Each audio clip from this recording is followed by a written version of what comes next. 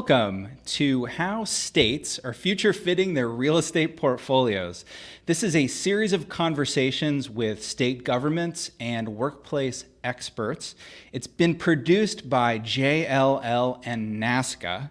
My name is James Cook, and I'm a researcher at JLL. Today, we're going to be learning how the state of Colorado adapted its real estate and workforce strategy in the wake of the pandemic. So we've got an exciting conversation coming, but first, I'm going to welcome Jamie Rogers from NASCA. Welcome, Jamie. Thank you. Thank you for having me. Yes, it's great to have you back. So today I've got a question for you that I can hope you can help me out with. I wanted to know how the pandemic affected your members of NASCA. Yeah, absolutely. So I think I spoke about this a little bit last time. We ask our members, what are your priorities every year?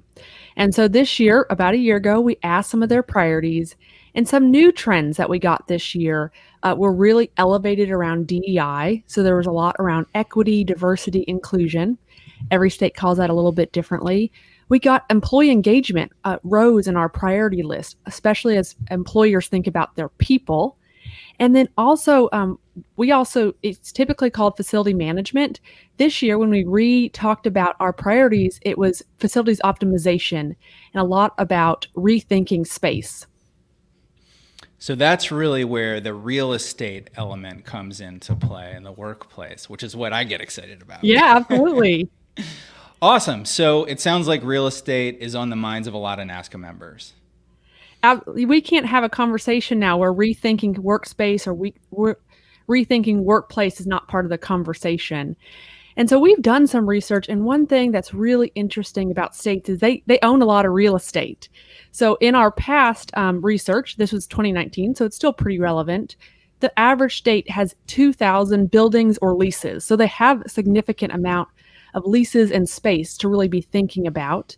And those buildings are typically, on average, really old. So a third of those buildings are over 50 years old. And then also the average state has almost 200 million in deferred maintenance. So if you add all of this up, you have a lot of buildings, they're really old, and you have a deferred maintenance. Now is the prime time to be thinking about changes to real estate. Absolutely. Well, Jamie, you just teed us up perfectly for our show today. So let's join in with our main guests. And Jamie, I'm going to say thank you and goodbye for now. Today, we're going to be joined by two guests from the state of Colorado. That's Cara Veach and Sherry Giroux. Cara is the executive director for the Colorado Department of Personnel and Administration, and Sherry is the state architect of Colorado. What a cool title, state architect. I love it. Welcome to you both. Big fan of the state of Colorado. I go there a lot for fun. So I'm glad to have you here, but let's get into it. The first thing I want to ask you is, as we were doing research for our study, one of the things we found out about your state is that you conducted a number of focus groups in your research. Will one of you tell me a little bit more about how that process worked, what it looked like? Sure. I think for us, we always think about employees as key stakeholders. And so in 2019, we went around the state and met with thousands of state employees to understand what brought them to the state, what could we be doing differently, what other kind of benefits could they see, and why did they stay? And one of the top 5 things that they wanted us to do differently was flexible work. And at that time, we thought 10% would be a huge goal. I mean, we were still having conversations with supervisors who wanted to put software on their employees' computers so they could watch them work, which is crazy. We've come so far. The pandemic really opened up an opportunity to think very differently about this. And one of the things that Sherry is leading is a plan to reimagine how we use our millions of square feet in both owned space and lease space. And maybe Sherry can talk about the group that she put together to help guide that work. Yes, thank you, Cara. That's a great tee up. So we're doing this primarily because of budget concerns. I think everybody's facing the same thing. At the beginning of the pandemic, we were finding that 70% of state workers were working from home for an indeterminate period of time. And the state was making lease payments on buildings that were empty. and the departments were canceling their leases with state buildings. That's another issue, particularly if they had cash-funded programs. For instance, the Department of Revenue was hit really hard because they basically lost their budget as soon as the pandemic began. So what we did, the focus group was created initially per the governor's request, and we identified representatives of the state agencies based on the size of the state agency, the type of services delivered, and whether they delivered services to state employees or the public. We wanted a good cross-section of who state buildings were for the state of Colorado. So we did it, and we did large agencies and small.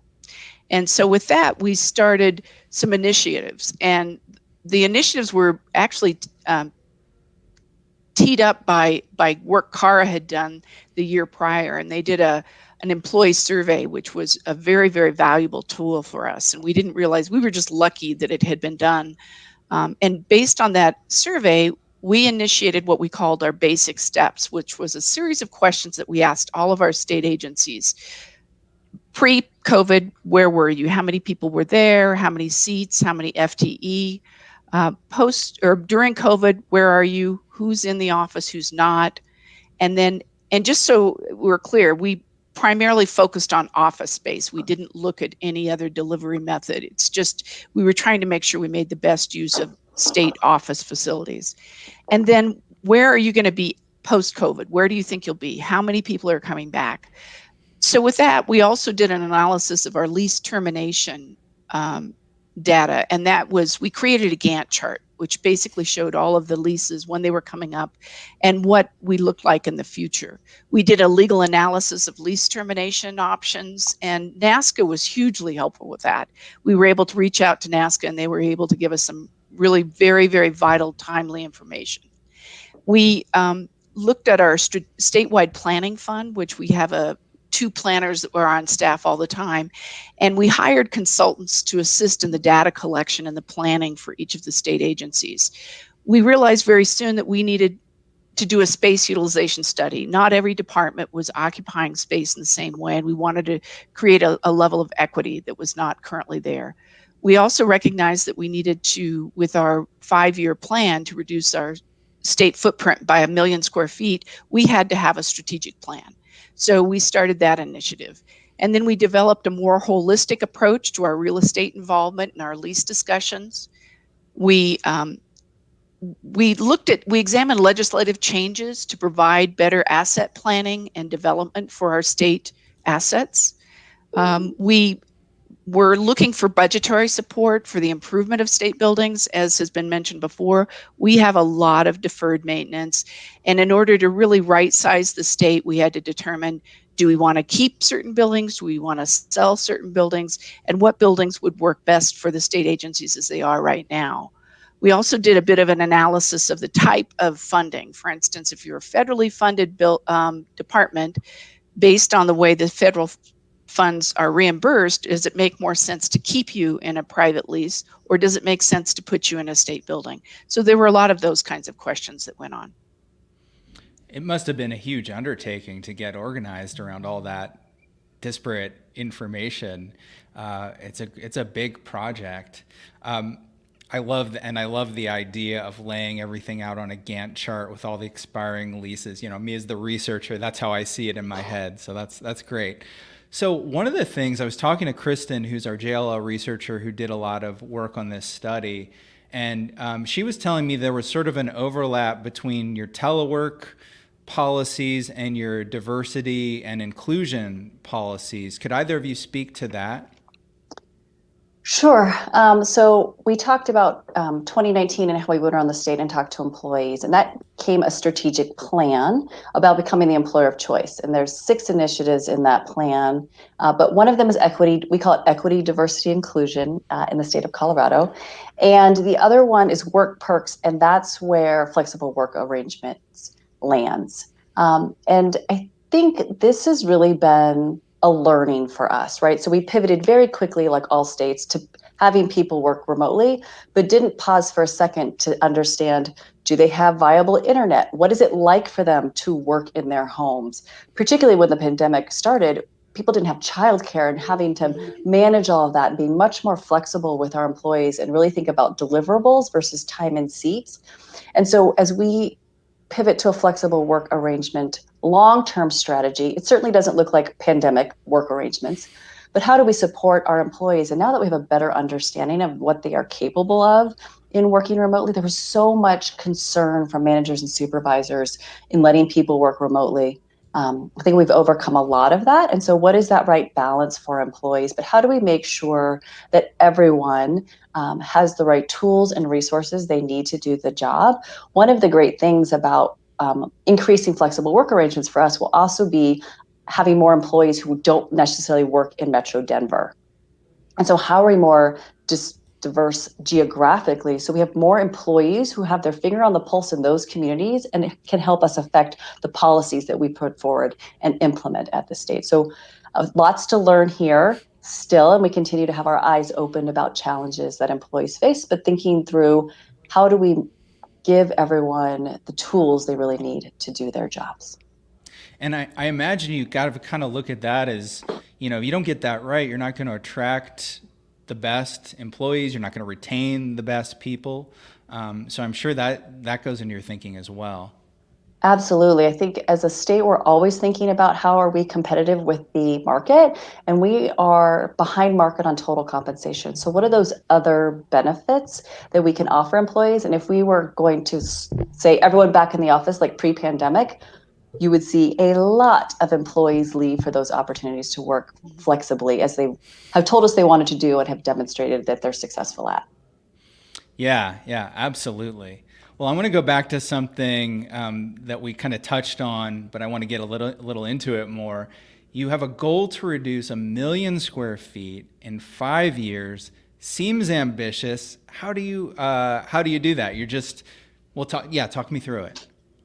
Well, it is ambitious. And when we did our first basic steps analysis, we realized that it looked like from that information that we really could.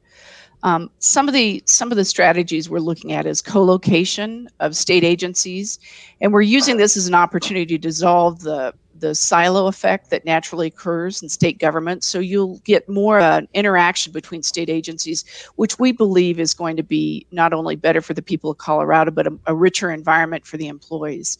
Lease termination rewrites, we wanted to make sure we gave the state greater flexibility and to improve our agility in the real estate market. We haven't solved that one yet. A lot of this is in process. And then we're also examining regional hubs for state offices. And this gets back to Kara's point about there are greater opportunities for the state workers to live anywhere in Colorado, and residency within the state is no longer location dependent. So we're basically going through all of those efforts. We're keeping in mind, Winston Churchill during World War II was quoted as saying, "Never let a good crisis go to waste." So we're trying to look at the positive on this and see what we can help make the state better.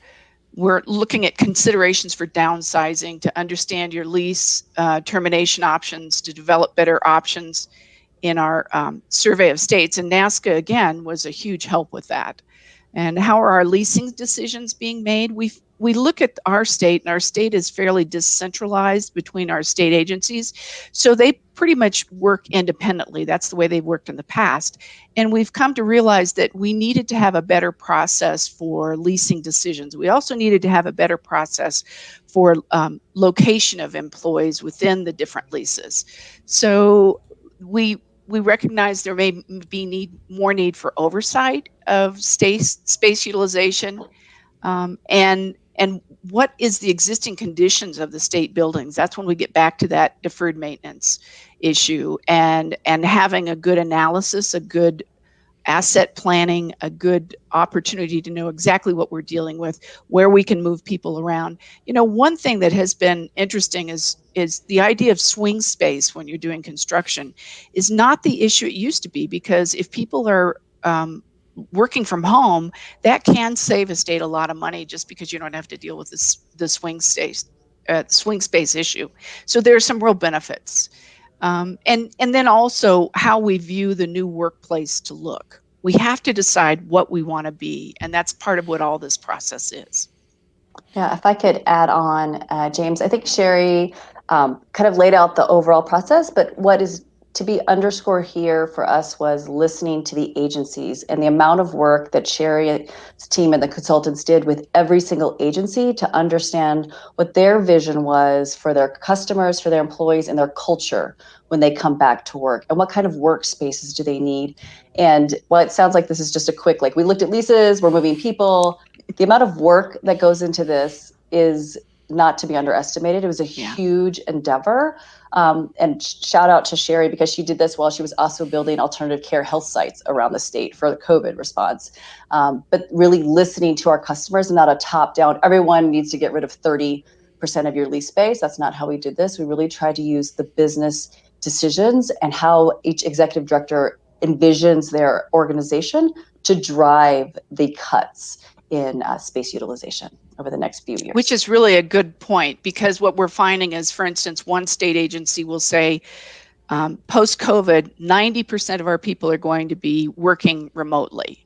And then we have another state agency, because of the services that they provide to the public, they're saying 90% of their people will be working back in the office. So it is, as Cara said, it's that deeper dive where we're sitting down with each state agency and going through it one by one. And in a way, this has been a gift. As an architect, you don't get this opportunity. And to be able to redesign and to replan at this magnitude of scale is pretty amazing. I love how there's a real silver lining to this COVID crisis, no doubt about it. We've all our ability to understand how to work remotely has just flashed forward into the future very quickly. Well, thinking about all these new initiatives that you're making, you've got multiple stakeholders you've got to think about, because you've got your customers, you've got the workforce, then you've got the legislature, very different groups of people there. How do you balance all of that into the equation? Sure. So I think for us, it started with Governor Polis coming up with what we call Reimagine State Government. And there are 6 different initiatives under that. First and foremost is increasing employee engagement, and that's the work we talked about around employer of choice. How do we better protect those in state custody? How to reduce our physical footprint? This is what Sherry was talking about. How to reduce the state budget so that we are more strategically thinking about spend. And this was written pre-federal stimulus, so that was an interesting intersection there. Increasing access to virtual services.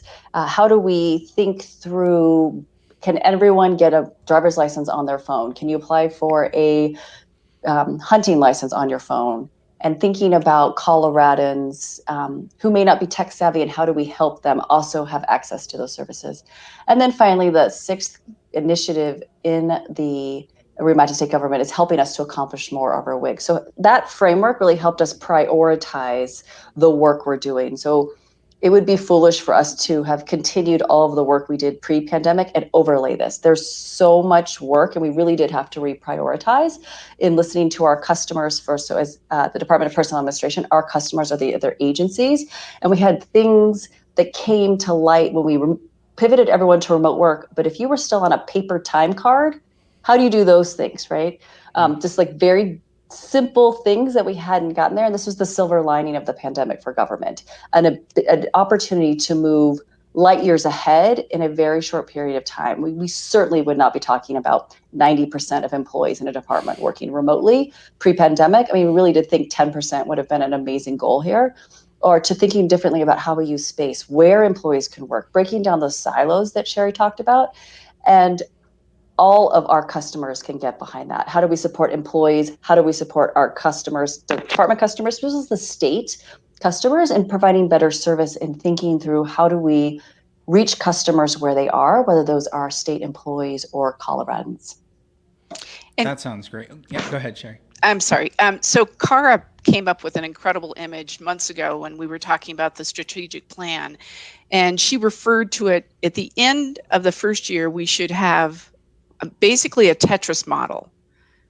one state agency, are you going to go here? And if you do, what building will you be in? Or if you're over here, and come up with options, which is why the strategic planning process is going to take the 5 years, because that strategic plan will evolve year after year. And so what the strategic plan that we're finalizing by the end of this fiscal year, end of June, will do is it'll set the marks. It's the to-do list for next year. And every year we'll have a new to-do list, and we will examine the process. We're not going to hit it right every time, we know, but it's the process of investigation.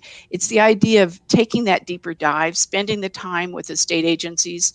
We could easily go in and tell everybody where to go, but that wouldn't serve our state employees, nor would it serve the public, because what we're really trying to do is not only right size, but also give everyone the tools that they need to do the best job they can for the people of Colorado. And that's what's really exciting about this. We could be in such much better shape after all of this is over. Wow, that's awesome. I love that vision. So we've been talking about the state of Colorado. I want to get a big picture view. So we're going to bring in somebody else, one of my coworkers, Bob Hunt. Welcome, Bob. How are you today? I'm doing fantastic, James. It's a privilege to be part of this conversation with the state of Colorado. Excellent. So Bob is Managing Director of Public Institutions at JLL, and he works with state governments and other groups in tackling their workplace issues. So Bob, you've got this big national point of view. We've seen how Colorado has really done a great job of thinking through this well thought out plan. What's it like at other states? Are they in a similar path? Well, it's been interesting, and JLL has been partnering with NASCA and interviewing a bunch of states and asking that question. We've talked to over half the states in the country at this point, and some very interesting things came out of it. One, that the experience of COVID profoundly shifted the demand curve of what work is, I think, for most people, because heretofore there was a lot of resistance, predominantly managerial, and Kara had alluded to that, for allowing their employees, how can I manage someone I can't see? You know, was it something we consistently hear? And then I think, to the surprise of a lot of state agency leaderships that we talked to, it worked much better than they ever dreamed it would. That remote work was actually very effective. Not that it was a panacea, but I think that without that change, and the comment that Sherry had said about never wasting a good crisis, that's been the opportunity to have people perceive what work can be differently, that I don't think would have happened, or would have happened over years as opposed to over a year without COVID. And so the survey we got of the states, over 80% are considering some change to their portfolio as a result of lessons learned. And so that's a huge move of just, wow, this has happened. We've got new lessons. What do we do with them? But the drivers in the process is not consistent. And so whereas what we heard from sort of Colorado earlier through Kara and Sherry is, hey, we'd like to save money on the real estate spend. We'd like to relook at our buildings, and we'd like to look at this as part of our employee of choice opportunity by providing more flexibility in how people can have work. Those are two of the drivers, but for some groups, sustainability was a huge initiative. That we see this as a way of reducing stress on infrastructure, reducing the carbon footprint, the opportunity to take some of the savings that we take in real estate reductions and reinvest them in deferred maintenance and the greening of our buildings. And for others, it really was around their attraction strategy and their constituent services, particularly in rural areas, and rethinking, hey, maybe now we should be able to look to rural areas of the state, because many states are like Colorado, where you've got a center of in a portion of the state of heavy population, but quite rural outside of that. And rethinking how we can bring rural workers in, and even how we can break silos, such was mentioned by Sherry and Kara. And rather than look at every agency as its own silo and it has its own building, consider geographically located multi-agency buildings. And so a lot of different ideas and a lot of different places people are on the process. You can go from one extreme, and this has been an innovative state that NASCA has pointed for a long time. The state of Tennessee had frankly implemented flexible work before the pandemic even hit. And so they've been on that path for a long time.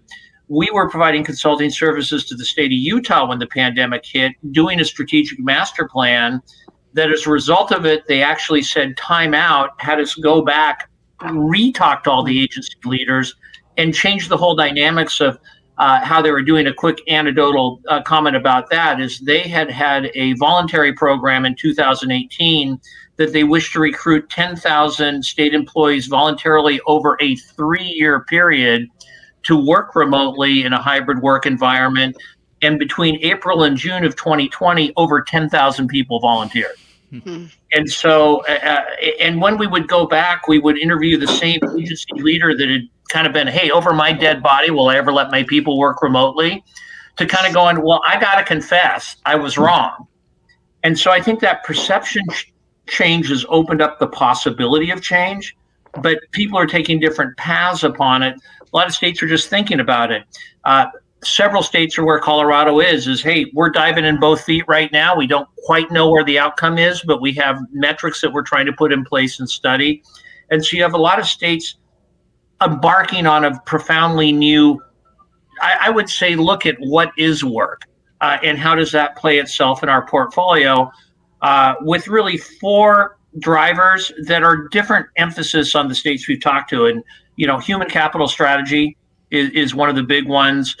Reduction in real estate is the other, sustainability is the other, and the other is how do we reach our constituents more effectively through technology, and how do we expand our footprint, both from an attraction, attention, and a servicing standpoint in rural parts of the state. So it's been fascinating to watch. I think that one of the things that I think the prudent states are cognizant about, and Sherry alluded to that, is no one knows exactly what the answer is. And that answer will be different for different states for different reasons and different drivers.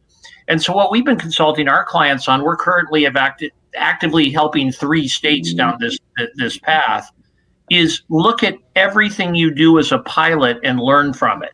Don't come up with the answer, come up with something you think is going to work, pilot something, study it, learn from it, and continue down the path in sort of this continuous improvement area. Because as I'm sure Kara and Sherry would say, you can come up with a vision for the whole portfolio, but it's going to take you years to fund it and move into that direction. And so you have this opportunity. I look at states because their portfolios are so large to turn the aircraft carrier, but learn about that and how to navigate as you go down that path. And that's why NASCA is so important, because it becomes a forum for states to very easily learn from one another as they're going through this area. So it's been one of the most fascinating periods of my what's now become a long career in the built environment to see this phenomena happening. Yes, absolutely. It has been a unique time. So one last question before we go. Kara and Sherry, through this journey over the past year and a half, is there one bit of advice, one thing you've learned that you might, impart to others who are also embarking on a similar journey? You go first. Yeah, it's hard to give advice. Easy question, right? Yeah, right. Easy question. It's hard to give advice when you're in the middle of it, right? I think, but Bob, you brought up a good point. Being able to reach out to other states and learn from what they're doing, because we're all going through this, whether you're acquiring new real estate or selling new real estate or envisioning leasing differently. The value of NASCA is in reaching out to other states. Like we did this on our lease termination clauses. Tell us what your lease termination clauses are. And they were all over the board, but really helped us understand some possibilities there. So don't hesitate to reach out to NASCA. And I love your advice, Bob. This is all pilot. Like we're going to try something. We are going to have to change something. And so that is a very different message for state employees, right? Who seek stability. And that's one of the main reasons they come to the state. And so having to change culture a bit that way. Yeah, and that's a really good point, because just understanding the human aspect of all of this remote working, it's something that I think we need to be very careful with, because there are challenges that all of us are facing working at home that we're not normally there when we're in an office. It's a more controlled environment. But the opportunities for change, I guess, trying to stay open to new opportunities to do things a new way. That's probably been our biggest challenge, is just making sure that we can do a complete reset. And that's not easy to do. It's hard, but it is helpful to have so many states as resources, and what NASCA has provided has been it's been very, very helpful. We appreciate it very much. It's great to not be alone. You know, we're all in this together. Well, we're out of time. So thank you to all three of you for joining me today. This has been a great conversation. Have a great rest of your day. So this has just been one of several podcasts based on the research partnership between JLL and NASCA. For more research and information about NASCA, check out their website. It's nasca.org. And if you're looking for more research about the changing workplace, you can visit JLL's website, which is jll.com. I wanted to give a special thank you to Kristen Halbeth at JLL, who conducted the research for this study. My name is James Cook. I'm a researcher at JLL. Thank you for joining us.